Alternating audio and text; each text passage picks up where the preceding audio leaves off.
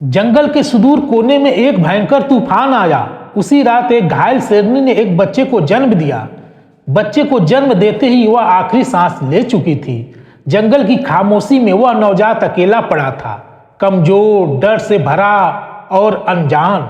कुछ ही देर में वहां हिरण का एक झुंड गुजरा। झुंड की एक दयालु हिरनी ने उस बच्चे को देखा। उसे पता था यह बच्चा उसका नहीं, फिर भी उसका दिल पिघल गया। उसने उसे अपने झुंड में साथ ले लिया। समय बीतता गया, वह बच्चा हिरणों के साथ बड़ा होने लगा। उसने घास खाना सीखा, डर से भागना और हर आवाज पे चौंक जाना सीख गया। उसने कभी शिकार नहीं किया, कभी दहाड़ नहीं मारी। उसे यह लगता था कि यही जिंदगी है, डर में जीना।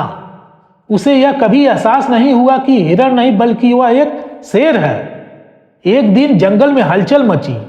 एक विशाल बूढ़ा शेर शिकार की तलाश में उस इलाके से गुजरा। जैसे ही हिरणों के झुंड ने देखा, पूरा झुंड जान बचाकर भागा।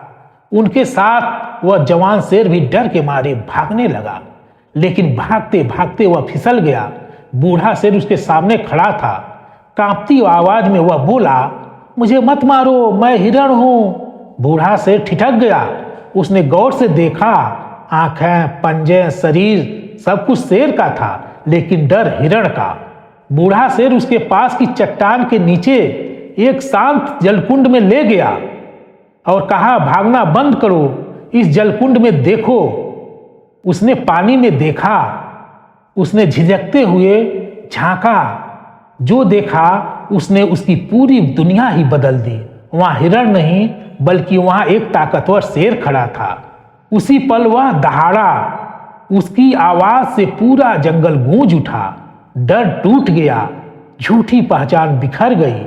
उसने समझ लिया कि कमजोरी उसकी असलियत में नहीं थी, बल्कि वह सिर्फ सीखी हुई आदत थी। उस दिन के बाद शेर जंगल की शेर की तरह जीने लगा, डर से नहीं, ताकत से।